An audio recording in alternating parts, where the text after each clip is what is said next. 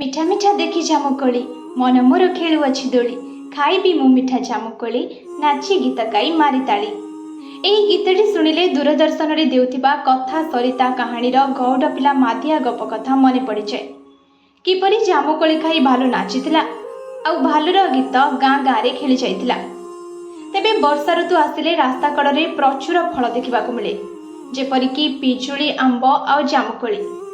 ଜାମୁକୋଳି ଏପରି ଏକ ଫଳ ଯାହାର ପତ୍ର, ଡାଳ ଓ ମଞ୍ଜି ସବୁକିଛି ମଣିଷର ବ୍ୟବହାରରେ ଆସେ। ରୋଗ ପ୍ରତିରୋଧକ ଶକ୍ତି ବଢ଼ାଇଥାଏ ଏହି ଫଳ।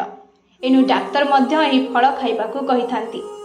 ଏପରିକି ଡାଇବେଟିସ୍ ରୋଗୀଙ୍କ ପାଇଁ ଏହି ଫଳ ରାମବାଣ ଭଳି କାମ କରିଥାଏ। ଜାମୁକୋଳିର ଉପର ଭାଗ ଖାଇବା ପରେ ରହୁଥିବା ମଞ୍ଜିକୁ ଗୁଣ୍ଡ କରି ଡାଇବେଟିସ୍ ରୋଗୀଙ୍କ ପାଇଁ ଔଷଧ ତିଆରି ହୋଇଥାଏ। ଅନେକ ଲୋକ ଏହାର ଡାଳକୁ ଦାନ୍ତକାଠି ଭାବେ ବ୍ୟବହାର କରିଥାନ୍ତି। ପ୍ରକୃତରେ ପ୍ରକୃତି କୋଳରେ ହିଁ ଅନେକ ରୋଗ ପାଇଁ ଔଷଧ ରହିଛି। ଜାମୁକୋଳି ଏହାର ଏକ ଉଦାହରଣ। Stories Odisha, voicing the unheard.